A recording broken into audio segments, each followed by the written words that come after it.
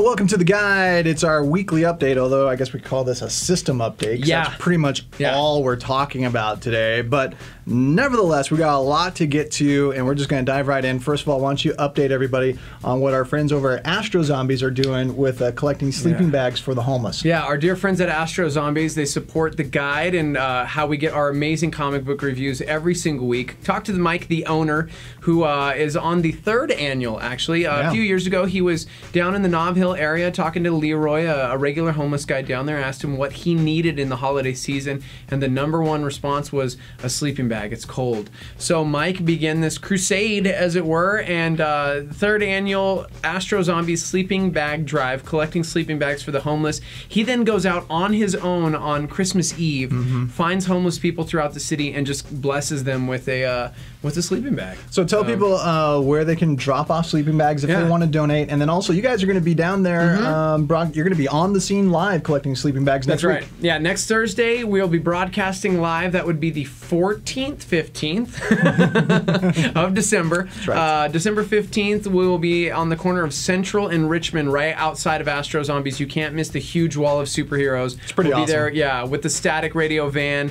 and collecting sleeping bags for the homeless. We encourage you guys go buy a sleeping bag and come on down.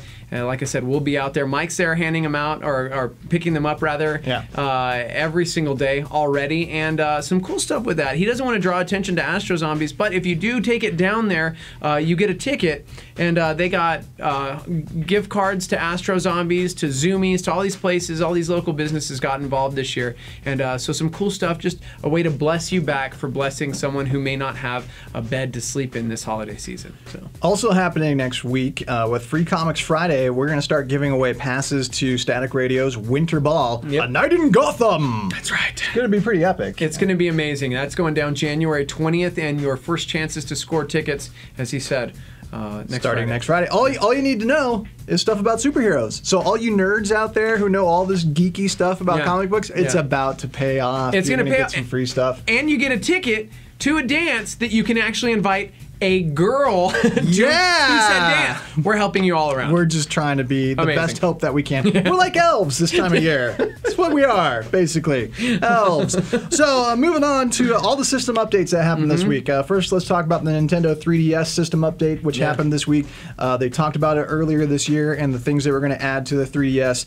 What do you think of it so far? Well, as an uber nerd and collector, Find Me 2 was added, so now there's more adventures for you to do when you get street passes or you collect enough coins. We walk by each other in the office at random times throughout the day, just hoping that we'll get a street pass so we can do more of that. Absolutely, yeah. So that, a new puzzle, they made it more difficult now. There's pink pieces of the puzzle that you cannot buy coins to, that you actually have to get through Street Pass.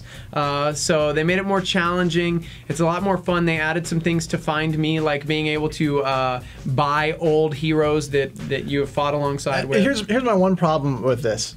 The fact that I finally dusted off my 3DS. Yeah.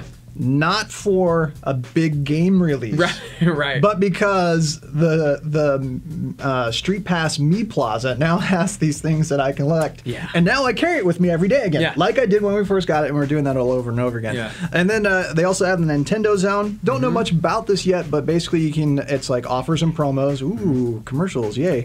Right. But also previews of upcoming games, demos, videos, and more. You have to be in a Nintendo Zone to do that, and here in town, it's like basically any Starbucks. Most of the McDonald's, Best Buy as well. And if you're there, then you can connect to Nintendo Zone and get the stuff for your Nintendo 3DS. And then also, you can film 3D with your 3DS. I'm not super excited about that. Yeah, I did some of that last night for my son's Christmas play, and afterwards was like, check it out.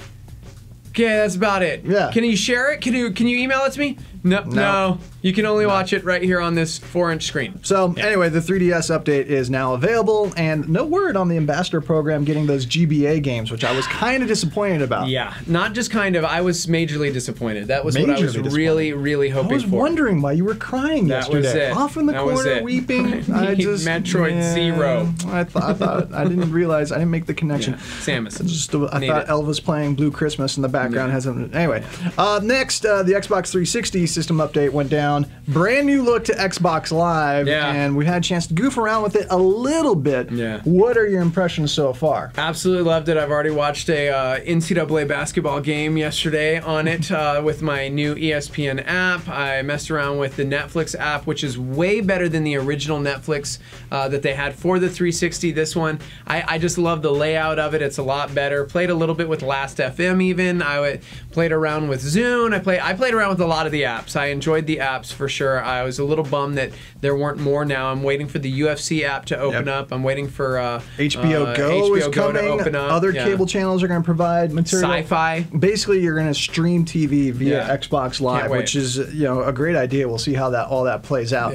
I love the fact that now you can use Kinect or voice commands to control the entire dashboard. You don't have to go to the separate Kinect dashboard to use that stuff, which never made sense to me in the first place. Why do I have this if I only use it in this? So you can use it for everything, and it works well. Yeah, absolutely. And in the age of Google, where it takes 8 seconds to just Google something, now you can bring up your Bing search, and it's brilliant. It's pretty awesome to be able to say Xbox, Bing, Batman, and bloop. Like everything related to Batman. And then you can even refine it. You say X-Men, Bing, Batman, games. Bloop, it's awesome. It's all there. And it is just about that fast. It is very responsive. The Kinect controls work just as well. I like the new look. I like the new layout. And I like how it's kind of integrating everything into this one spot. I like how it's also bringing in social media with the beacons.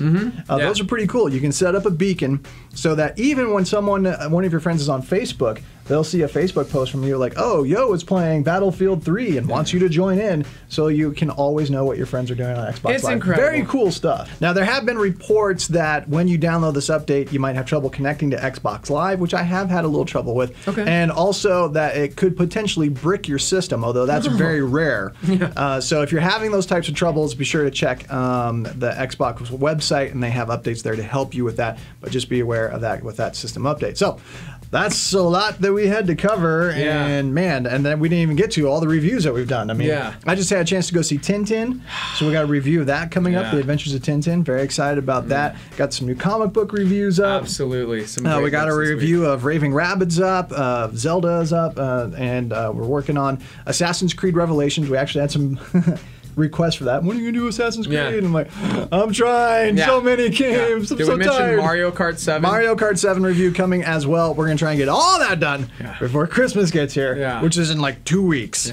It's crazy. Yeah, we got a lot to do.